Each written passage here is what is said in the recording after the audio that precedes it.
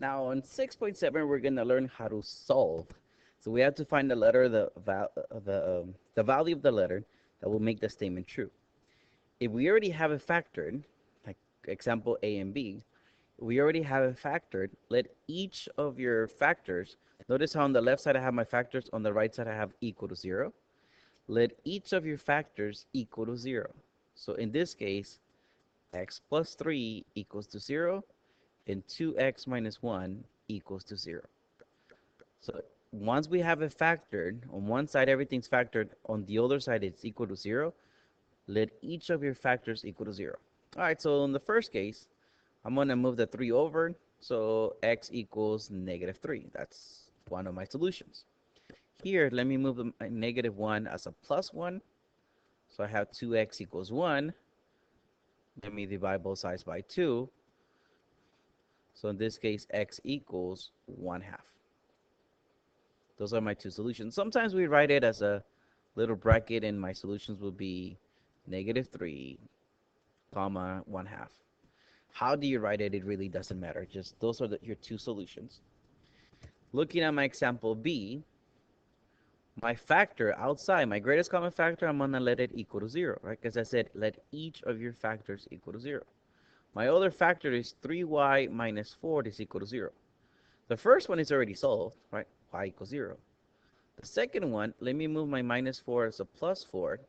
So I have that 3y equals 4. And we're going to say y equals 4 over 3. Right? I'm going to divide both sides by 3. So that's my other solution. So it works as long as things are factored on one side and the other side is equal to 0. The zero factor property means when things are being multiplied and the result is 0, then one of the two factors has to equal 0. I'll explain that a little more in class. Okay, now here, I don't have things factored.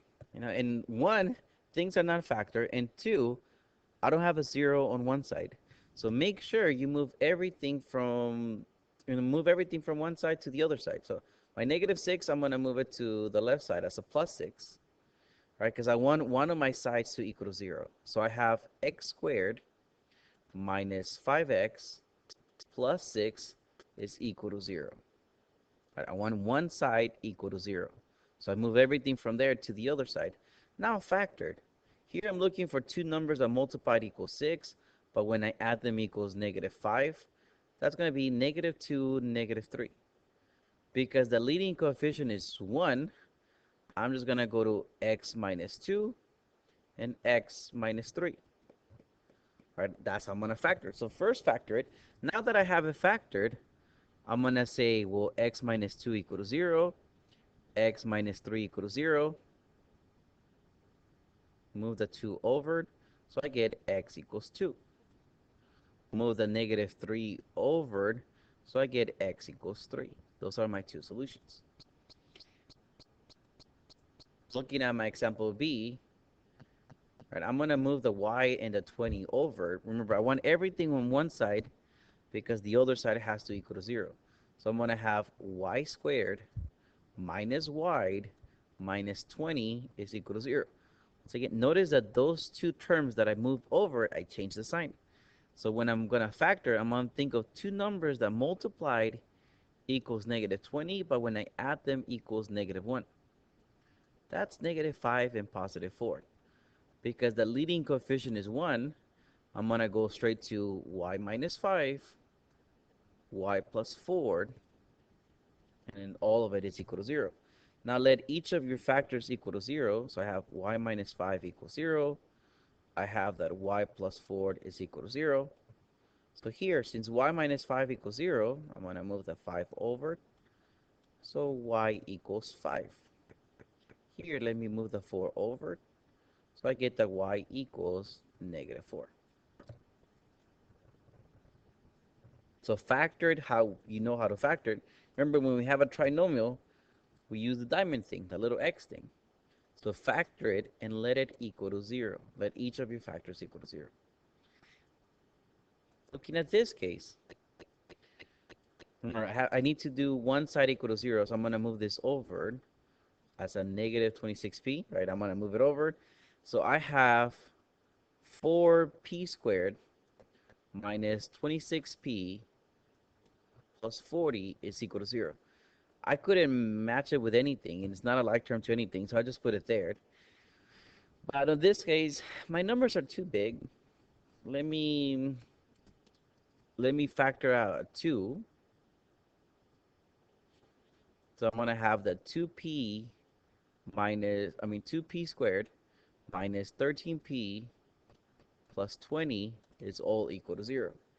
Just looking at inside of the parentheses, I'm looking for two numbers that when I multiply them equals 40, but when I add them equals negative 13. I'm thinking of negative 5, negative 8. Because my leading coefficient is not 1, this is how I'm going to split the middle term. Once again, I'm just working the parentheses.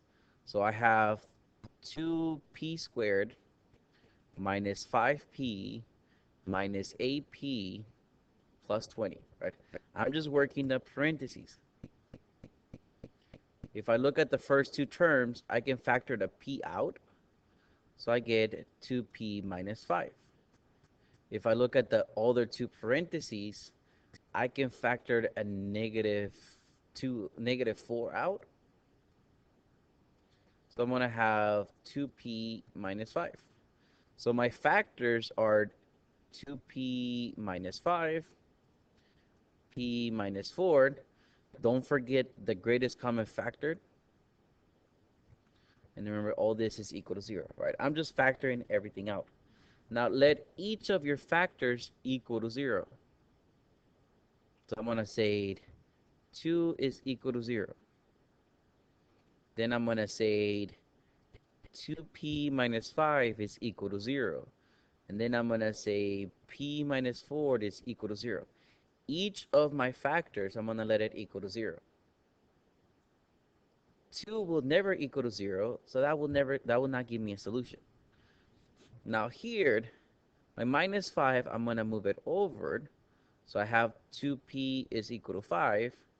We're going to say p is 5 over 2.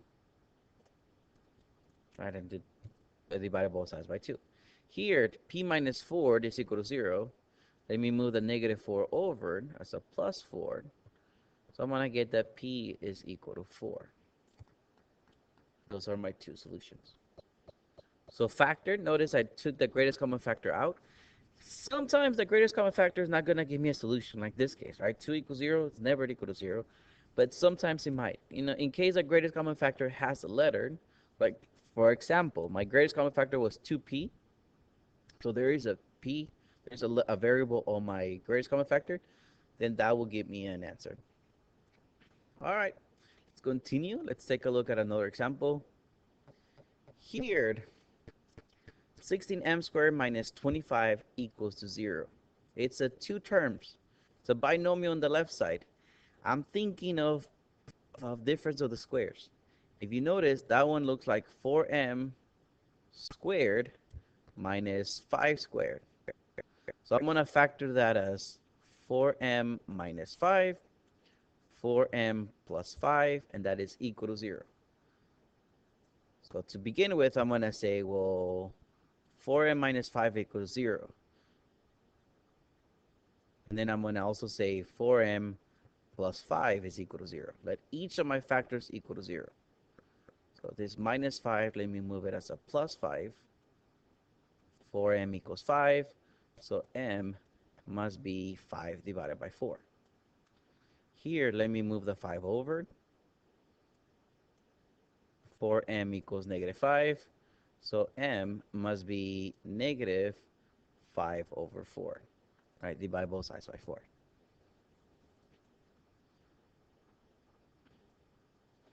Okay, now here on example B, let me show you guys one mistake some people do, and then I'll explain it why. One thing that people see here is, oh, well, I see a y, on both sides have a y, so let me divide both sides by y. Y squared divided by y gives me y. On the right side, the y's cancel out. Y is equal to 2. Okay. So that one, we can say it works. One of my solutions will be 2. The only thing what I'm calling it a mistake because it only gives me a solution. But that question happens to have 2 answers. But I only got one. So one of my solutions will be 2, but I'm not getting the other one. So let's not do that. Let me work this out. What I'm going to do, let me move the 2y to the left. So I have y squared minus 2y is equal to 0. Remember, first of all, move everything to one side and let the other side equal to 0, and then factor. Here, I don't have the difference of the squares, but I can factor a y out. Once I factor the y out, I'm going to have y minus 2. Let each of your factors equal to 0. Y equals 0, y minus 2 equals 0. There is one solution. Here, when I move the 2 over, y equals 2. So remember I said y equals 2 was going to be one of the solutions. We were skipping the other solution, y equals 0. So make sure you don't just cancel out the y, because when you're canceling out the y, you're saying y is not 0. Because remember, we cannot divide by 0. But in this case, it could. So don't just divide by a variable, because that variable could be 0, and we cannot divide by 0. All right, let's move on. Let's take a look at this one. Solve a quadratic equation with a double solution. Solve each equation. Here, I'm looking at this question, question 8. I'm looking at this as the first number is 1. If I get the square root on each, right, the square root of 1 is 1. The square root of 121 is 11. When I multiply these, it gives me the half of the middle term. So that means I have a perfect square. And as a matter of fact, when I factor this, I have z minus 11 all squared. And this is equal to 0. Technically, what this means, I have the same parentheses twice. I can just come and say, well, c minus 11 equals 0, c minus 11 equals 0, because I can let the two factors let it equal 0. Here, when I move the 11 over, I get z equals 11. Here, when I move the 11 over, I get z equals 11. Will I have the same answer twice? I'm just going to say, well, the value of c is 11. That's it. Looking at my example B, remember, move everything to the left and let the other side equal to 0. So I have 9t squared minus 30t plus 25, it's equal to 0. Notice that I moved that 25 over, so obviously switch the sign. I'm all thinking, all right, the square root of 9 is 3. The square root of 25 is 5. 3 times 5 gives me half of 30. So I have a perfect squared. So as a matter of fact, this case, it will be 3t minus 5 all squared. Once again, I know it's a minus in between because I copied that sign. So the way I'm going to solve this, I'm just going to say 3t minus 5, it's equal to 0. I'm only going to do the work once. I'm not going to solve it twice because it's the same answer anyways. So my minus 5, move it over. So we have that 3t equals 5. So that means that t must be 5 over 3. That's why on the instructions on here, this is a little hint I told you guys. Solve a quadratic equation with a double solution, which means the same answer twice. That happens when we have perfect squares. All right, now here, solve an equation with the quadratic factor. So if you notice, I already have a factor, 2x minus 1. That's already factored. My second factor here, my second parentheses, well, probably I could solve it even more. Probably I can factor it. It's a trinomial, so I'm going to think of two numbers that multiplied equals 20, but when I add them equals negative 9. I'm thinking of negative 4, negative 5. Because the leading coefficient is 1, that parenthesis will go to x minus 4, x minus 5. Obviously, don't forget about the first parenthesis, the first factor. I have 3 factors this time. Let each of them equal to 0. So I'm going to go 2x minus 1 equals 0, x minus 4 equals 0, x minus 5 equals 0. All right, so looking at the first one, I'm going to move the 1 over. So I have 2x equals 1. So x must be 1/2. Here I'm going to move the 4 over. So I get x equals 4. Here I'm going to move the 5 over. Obviously switch the sign. And I get x equals 5. In this case, I get 3 answers. Okay, one thing I gotta mention in here though. Let me go back to one of my questions here. This happens when we have a trinomial. Let me work this one out. Now, better. Let me work my example B. Let's say I had y squared minus y minus 20 is equal to 0. One thing that we have is one thing we call the quadratic formula. One thing I would suggest is factor it. If you can factor, by all means, factor it. Just factor, let each of your factors equal to 0, and you're good to go. But if you cannot factor, that's why we have the quadratic formula. What we're gonna do is my leading coefficient, which in this case is 1, I'm gonna say a equals 1. My b is the second coefficient, which in this case is -1, and my c is equal to -20. So you guys see my a, my b, and my c. I need an a, I need a b, and I need a c. If you cannot factor it, you will have to go to this formula. We call this quadratic formula. The formula we have here, I'm going to tell you guys a story with it. There's a bad boy, so minus b. He went to a so-called radical party. So there's the radical. Because the boy was being squared, he lost a chance. Don't get offended on this one. It's just for us to remember the formula. He lost a chance with 4 awesome chicks. Everything was over at 2 a.m. That's the quadratic formula. Then in here, the inside of the square root, b squared minus 4ac, we're going to call that discriminant. Discriminant is very, very important. All right, let me work that out first. B squared. I know what b is, so I'm looking at -1 squared minus 4 times 1 times -20. So b squared minus 4 times a times c. Once again, I'm just looking at the inside of the square root. -1 squared is 1. Right? This negative with this negative make it a plus sign. 4 times 1 times 80. 4 times 1 times 20, it's 80. So all of this is 81. But do notice that this is in the square root, right? I was just doing the inside. Do notice this is the square root. So I'm going to say, well, the square root of 81 is 9. So work it all the way through. Now, let me go back to the formula. Remember see how it starts with the negative b? I know what b is. So the negative of a negative, I'm going to say 1 plus or minus 9. Right? I'm not going to do the whole thing again because I just did that. I did the discriminant. I even got the square root of it. So I have 1 plus or minus 9 over 2 times a, which is 2, right? We know what a is, so 2 times 1 is 2. Now, my two solutions here are going to come from this sign, this plus or minus sign. The first one, I'm going to do 1 plus 9 over 2. My second solution, I'm going to do 1 minus 9 over 2. So you see how I use the plus or minus sign.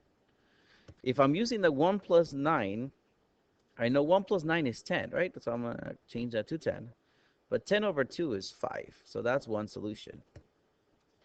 1 minus 9, we call that -8, right? -8 divided by 2, that's -4.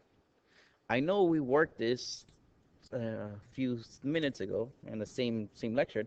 I know we covered this, and back then I did it by factoring. If you guys go back on the video, back on your notes, you will see that we got the exact same answers because it's the exact same question. So I would recommend to factor. And if you can factor, by all means, factor it. But if factoring is hard for you, remember the quadratic formula. That will give you the two solutions. So, but once again, I will recommend factoring, but if not, there's a formula that should help you guys out.